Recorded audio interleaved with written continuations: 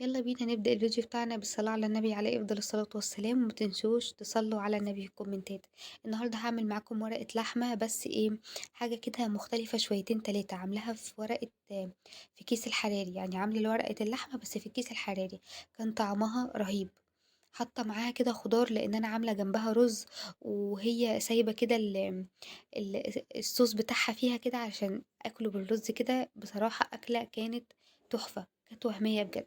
يلا بينا نبدأ الفيديو بتاعنا ونبدأ وصفتنا، وقبل ما نبدأها ما تنسوش الاشتراك في القناة وتفعيل الجرس علشان يوصلكم كل جديد. ولو انتم مشتركين عندي في القناة ما تنسوش الكومنت بتاعكم اللي دايما بيدعمني. جبت الكبة بتاعتي، حطيت فيها طماطمية صغيرة وقرن فلفل وبصلاية واربع او خمس فصوص من الثوم ومعلقة صغيرة من معجون الطماطم او الصلصة.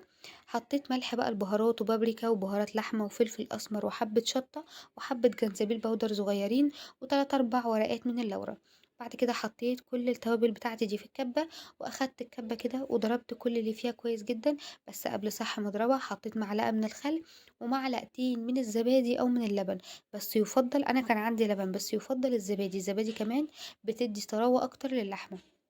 بعد كده اخدت كل الكلام الجميل ده وضربته كويس جدا لحد ما نعم زي ما انتوا شايفين. جبت اللحمة بتاعتي، انا كنت غسلاها ومصفيها كويس جدا. وبعد كده جبت نص التتبيلة بتاعتي وقمت حطها على اللحمة.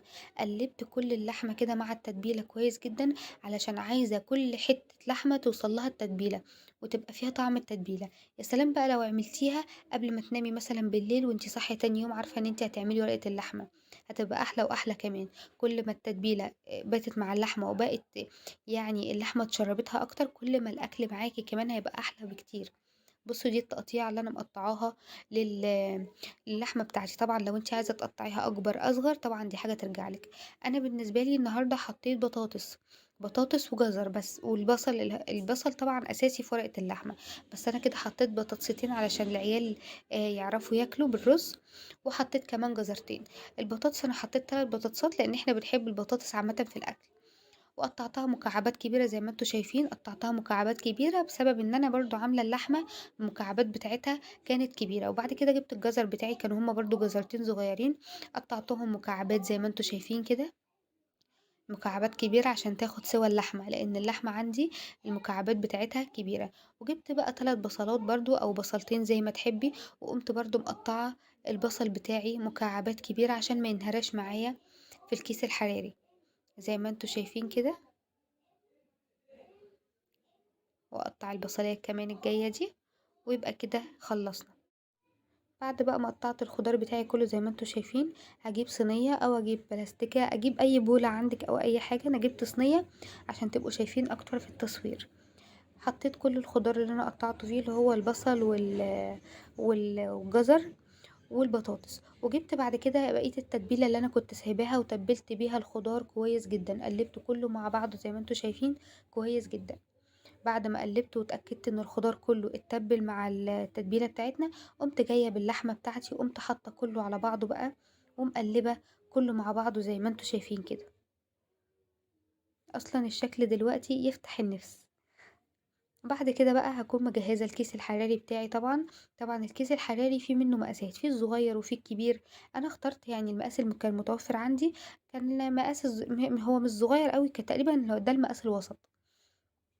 وبعد كده قمت جايبة فتحته زي ما انتوا شايفين، وقمت جايبة بقى كل الخضار بتاعي وكل التتبيلة وكل الحاجة اللي انا عملتها دي وحطيتها كلها في الكيس الحراري. اخدت الحلويات دي كلها اللي انا كنت لسه عاملاها معاكم وقمت حطها في الكيس الحراري. انا نسيت احط مثلا طماطمايه، قمت مقطعه طماطمتين كده مكعبات وقمت حطاهم، وقرنين فلفل سلام عليهم كده من فوق. والكيس الحراري طبعا بيجي معاه اللي هو القفل بتاعه او الشريط اللي بيتقفل بيه، فانتي تقفلي بيه الكيس الحراري من فوق كويس جدا وتنيميه زي ما انا منيمته كده. لو انتي انا بكلمك لو انتي اول مره بتستعملي الكيس الحراري. وزعت كل الخضار وكل اللحمه فيه كويس جدا. وطبعا قبل الكيس الحراري ما يدخل الفرن لازم 5 فتحات كده صغيرين خالص. ما تعمليش فتحات كبيره، لا هم 5 صغيرين خالص او اقل كمان، ممكن 3 او 4، بس يكونوا صغيرين. وبعد كده تحطي حبه ميه في البايركس اللي انتي هتدخليه الفرن او الصينيه ايا كانت انتي هتدخلي ايه. بس بلاش تدخلي صينيه ألمونيا علشان ما تلونش منك وتسود منك من الميه اللي بتغلي جوه الفرن. وبعد كده دخلي جوه الفرن مش على الصاجه اللي تحت، على اول رف أو على الشبكة من أول رف من تحت خالص، وعلى أعلى درجة حرارة ممكن تقعد معاكِ مثلًا في الفرن لمدة ساعة ونُص والّا حاجة. انسيها بقى شوية كده في الفرن، بس أهم حاجة كل المَيّة ما تخلص في البايركس أو الصينية تزوّدي كمان شوية مَيّة، وتسيبيها بقى تعيش مع نفسها. عملت بقى الرز الأصفر، أنا كنت عاملة بابا غنوم وعاملة رز أصفر. الرز الأصفر عملته إزاي؟ جبت الحلة بتاعتي حطيت فيها حبة سمنة وحبة زيت، وبعد كده جبت ب5 جنيه بهارات كبسة من عند العطار. بهارات الكبسة دي بتبقى فيها كل حاجة انت عايزاها، وحطيت عليهم ورقتين أو 3 من اللورة، وبعد كده شوحتها بس تشويحة اللي هو ايه، تقلبتين 3 بس مش أكتر. وبعد كده تقومي نازلة بالرز البسمتي بتاعك المغسول، وعلى فكرة ممكن تعملي الكلام ده كمان بالرز المصري بتاعنا العادي. قمت بعد كده نازلة بالرز البسمتي بتاعي، هما كانوا كيلو الا ربع، كيلو الا ربع تقريبا عملوا معايا 3 كوبايات ونص. لكل كوباية رز كوبايتين من المية المغلية، كل كوباية رز كوبايتين من المية المغلية، يعني انا احتاجوا معايا 7 كوبايات مية، حطهم ورا بيغلوا هم لو انتوا شايفين. وبعد كده حطيت الرز وشوحته تشويحتين، وحطيت له شوية فلفل اسمر وحبة ملح، بس خلي بالك ما تكتريش في الملح، لان بهارات الكبسة بيبقى فيها مرق الدجاج كمان، يعني بيبقى كده كده اصلا بيبقى فيها ملح، فانتي حطي حبة ملح صغيرين في الاول، وبعد كده دوقي لو احتاجت حبة ملح كمان يبقى تحطي. بعد كده قلبت كويس جدا، وطبعا اهم حاجة المية تكون مغلية.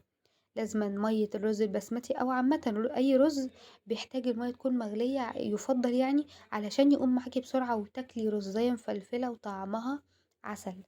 بعد كده شُفناه أهو وهو بيغلي، وطبعًا أول المَيّة ما تتشرّب من عليه زي برضه الرز العادي خالص، أول المَيّة ما تتشرّب تقومي موطّية خالص لحد الرز ما يتشرّب معاكِ ويبقى بالجمال اللي أنتم شايفينه ده. بُصّوا بقى الفلفلة كده بتاعة الرز، كل رزاية مخاصمة بعضها، وهو المطلوب إثباته، يعني هو المطلوب إن إحنا نعمله. كان طعمه تحفة. خلّصت بقى ورقة اللحمة بتاعتي وفتحتها معاكم زي ما أنتم شايفين، زي ما شُفتوا دلوقتي وزي ما شُفتوا في أول الفيديو. بس طبعًا خلّي بالِك وأنتِ بتفتحي الكيس الحراري بيبقى البخار بتاعه مولّع، فخدي بالِك أنا عشان عاملة فيه كذا مرّة فمتعودة عليه، بس طبعًا لو أنتِ أول مرّة تعملي فيه خدي بالِك من إيدِك. طبعًا أنتم شايفين الحاجة مهرية إزاي ما شاء الله، بس أنا بالسكينة ما كانش مساعداني إن أنا أعرف، أو السكينة والشوكة يعني ما كانوش مساعدينّي إن أنا أورّيكم الحاجة كانت دايبة إزاي ما شاء الله عليها. وبعد كده بقى هاغرف من ورقة اللحمة بتاعتي، وهاحط بقى الأكل وأحط الغدا، وبألف هنا وشفا. تجربوا الوصفة دي وجربوا الكيس الحراري عامةً في أكلكم، بيبقى الحاجة كده جواه بتبقى دايبة دوب. هتقولي لي كيس، هو كيس، ما أنا في الأول استغربت كده إزاي كيس يدخل الفرن بس هو كيس ينفع يدخل الفرن عادي جدًا.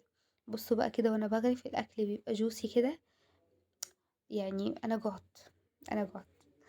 بصوا الجمال.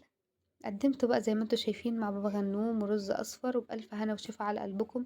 يا رب الوصفة تعجبكم، ما تنسوش الاشتراك.